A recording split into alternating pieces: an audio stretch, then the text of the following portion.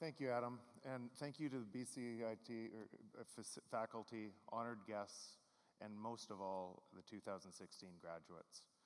Congratulations on your special day, and what an extraordinary honor it is to be chosen to speak to you on this day. It's truly humbling, and you don't know how truly humbling, because many of you and I share something in common today. This is my first convocation as well. First robe. I was just asking, where's the hat? So I actually, I'm thinking I should have done it sooner, though. I actually had to look up before coming here today the difference between commencement and convocation in doing this speech. But another thing I think we share is, at least so far, is our shared commitment to learning. It's true that I took a different path than post-secondary education, but even today, I still read about 50 books a year. And I think a huge part of my own success, and any success I've witnessed, any of my friends, is a desire to continually learn. To learn from mistakes, to stay curious, and to keep open to new ideas every single day. Even failure is just a path to success, as you always think about making your future bigger than your past. It might be really easy to imagine that today, when you're just starting out, ready to conquer the world in front of you. But keeping that mindset every day of your life is what will make you unstoppable. We live in a world today that is always on, always sharing. But in some ways, we feel more disconnected from people than we ever have. And I think that's because, in many ways, we share our best selves. We share the selves that we want the world to see. Our friends do that too.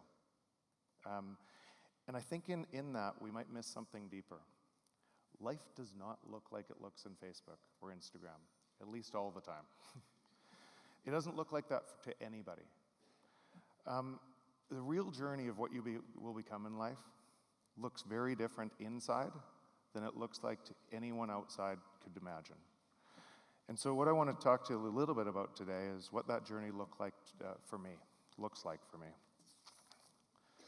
I stand here today and it's almost surreal. Surreal because it's almost impossible to explain the roller coaster ride of having a dream to change an industry, and ultimately how that dream to change an industry changed me. Surreal because to most people, it looks like pretty much a straight line to where I'm standing today.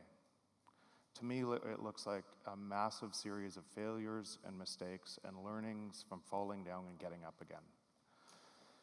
My partner and I, my partner is actually a BCIT grad, long time ago, but a BCIT grad nonetheless.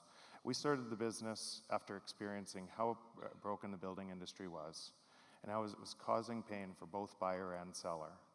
And we were just compelled to fix it.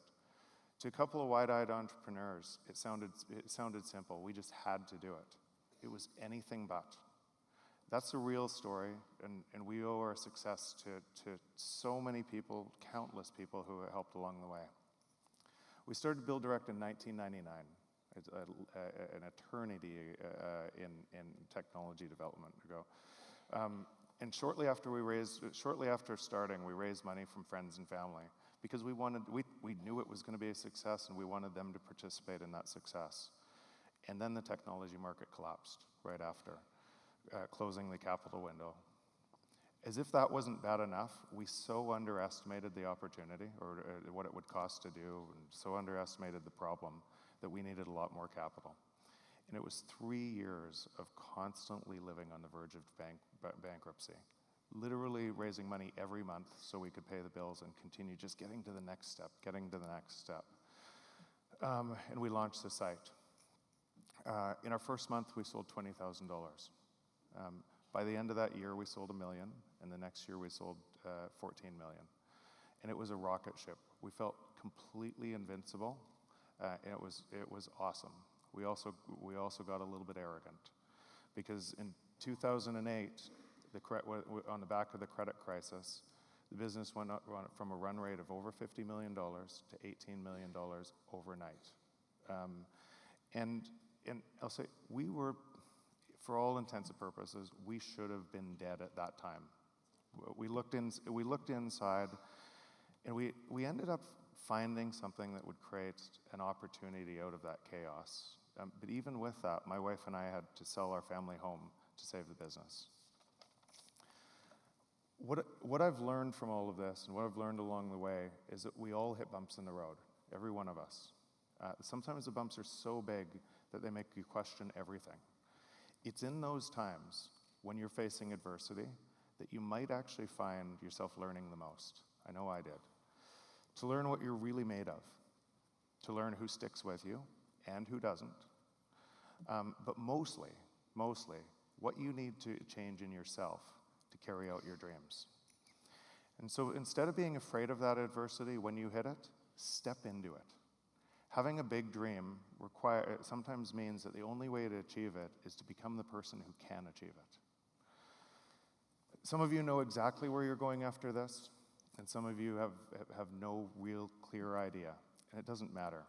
What I'd like to share with you is whatever you decide to do, you are standing at an incredible time in human history. A time where due to technology, the world is changing extraordinarily quickly. All around us, every day, we see technology advances making their way into daily life.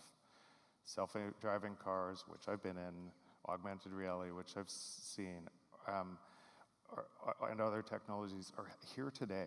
They're not widely distributed, but they're here today. It blows your mind just reading about all the advances and seeing how fast it's advancing. But we're just at the tip of the iceberg. Machine learning, solar power, 3D printing, and many other technologies are now moving exponentially. And our brains are not wired to think exponentially and are easily fooled by that pattern. Just like if I take this piece of paper and I fold it once, twice, 3 times, and if I could continue folding it 50 times and asked you to guess how big it would be, how thick it would be, most people in this room would not think it would reach the sun. That is what's happening to the technology platforms underpinning our society today. And so things that seemed impossible just a few years ago will become reality because we don't see the next fold, how it changes everything. And that cycle will continue faster and faster. Massive change is inevitable. So with this, it's more important than ever, with this as a backdrop to your future, that you continue to learn, to ask great questions. So it's a question that's important, and remain open to where that question may lead you. There's going to be incredible opportunities, and there's going to be massive dislocation. The exponential rate of change will challenge our businesses, our institutions, and ourselves, as it also challenges our most deeply held beliefs. In some ways, you can already see the dislocation when you look what's happening around the world, and some people are getting left behind and don't know why they're getting left behind. And you have already won the life lottery. Just by being fortunate enough to live in this great country, get an education, and have the freedom to do what you want to do, puts you in a very small minority of the people on this planet.